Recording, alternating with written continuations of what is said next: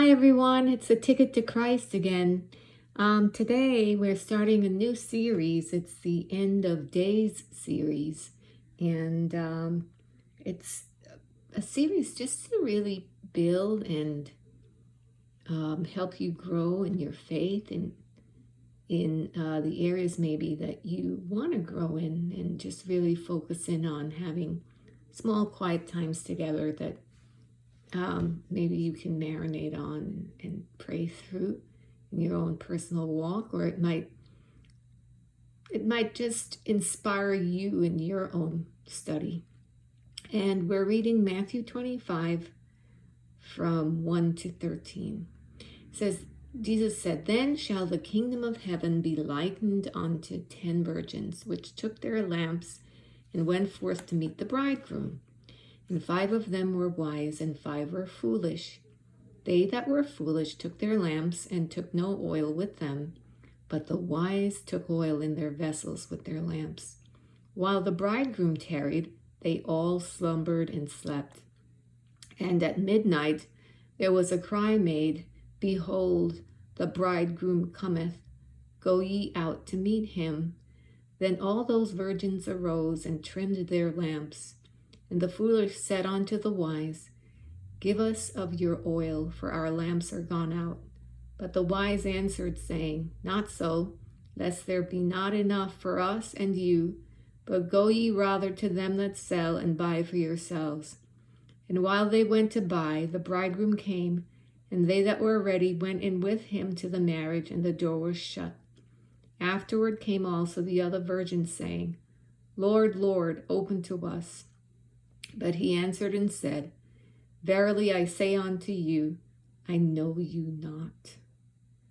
Watch therefore, for you know neither the day nor the hour wherein the Son of Man cometh." Now this passage is a chilling passage to me on many levels. And I guess the first thing I noticed was the number 10. Wondering, why did he choose 10? Why 10? Why did he say they took lamps? Why is it that they would take lamps with them? And where were they going? So we see here there were 10 virgins. So Jesus is describing a state whereby these 10 churches worshipped God only. So they were not into pagan worship, and they were definitely not into the New Age movement.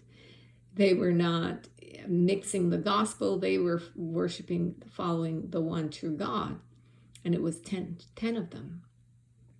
And they took lamps, and they went to meet the bridegroom. So what is a lamp useful for? It lights the way, lights the path. You use it to see, use it to get around. And I guess the example he's using is also speaking to the culture at the time, that society, how they lived. Of course, it was rural. They didn't have modern appliances like today. So the context of it, we would have to go back and look at that context to really fully appreciate it. But for our purposes, let's just focus on the principle of that the lamp is something that they need, and they need it to be able to effectively meet the bridegroom. So it's something they need that qualifies them to receive the bridegroom. And then Jesus explains that 5 were wise and 5 were foolish. And that's an interesting cut that he made. He didn't say, he could have said 5 were anything. He said wise and foolish. So we're seeing here the cut is living with wisdom as a Christian, living a foolish life as a Christian. So you can do either or. So just because you're saying you're a Christian, it doesn't mean you're living with the wisdom of Christ. Some people say they're Christians, but they live foolishly. And that's the point I'm understanding from that. So it says that those that were foolish took their lamps and took no oil with them. Now that would be pretty foolish if you have these empty lamps with no oil. Other translations make it seem like they took the lamps with oil, but the wise one had extra. But this doesn't say that. It says that they took their lamps and took no oil with them. That is really foolish. What's the point of the lamp, right? But it says the wise took oil in their vessels with their lamps. So the wise had oil in their lamps. Wow. And that, to me, it's saying they took oil in their vessels. So they took their lamps, but they had oil that they took as well, not just the lamps, which makes sense. It's like having a flashlight with no batteries. It would be like today we were saying, yeah, the foolish ones took their flashlights, but they didn't have any batteries in them. Or they took their cell phone without a charger plug. That would, I guess, be our thing. And notice it said they all slumbered and slept. And that seems like a double sleeping there. But I think what happened, slumber and slept, slumber meaning kind of like a lighter sleep. So you're drifting off and then you're knocked out cold, It said the bridegroom tarried. And that sounds to me like Jesus is saying, I could come quickly or I could come late. The bridegroom tarried. He came later than expected. He waited. He didn't come when expected. He came at the last minute. It said he came at midnight. This is when you're thinking, oh, he's not coming. He's not coming. And so you fall asleep. But Jesus said, here, the cry ran out. Somebody who was watching, I guess, a watcher, look, the bridegroom is coming. Go out to meet him. And all the virgins rose. All the 10 churches are like, Jesus is coming. They jump up. And the foolish churches, the foolish disciples go, can I borrow your cell phone? Or can I get one? No, it would be more like, can I get one of your batteries? And you'd be like, no, it takes 2 batteries to run this flashlight. It's not going to happen. Or you'd say, no, I only have one charger. I can only, I can't share it. I have it plugged in here in my little portable battery carrier. Why don't you go to Best Buy and go get a charger or some batteries or however you put it, right?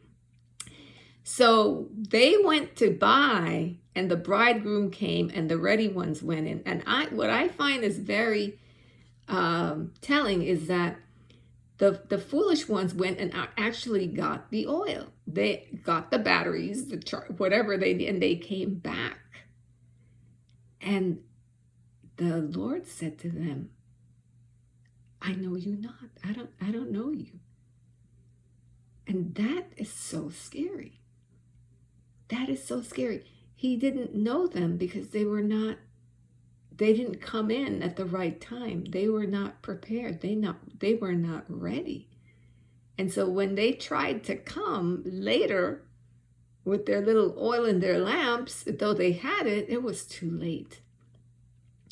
And so what I get from this parable, or this story the Lord is telling us to demonstrate and to give us a picture of what the kingdom of heaven is like, and how things will or could play out or will play out in the end times, is that we always need to be ready. Whatever the oil means, it could be your faith, it could be the Spirit, it could be making sure that your life is aligned, that you're living by the Spirit, that you're not living by the flesh, that you're not distracted by this problem, this issue, that issue, but that you're really submitted to the Lord and seeking to fulfill the plan and purpose that He has uniquely for your life, and that you're running the race that you were called to run, that you're not looking at this sister, that brother, seeing how, oh, this is what they're doing, I'm going to do it. No, you have your unique call.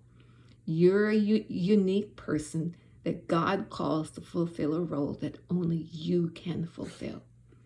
And if you're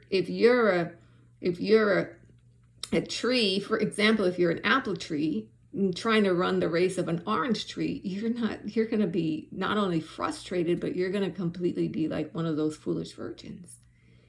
You got to seek the Lord and fulfill the purpose that He has assigned for you.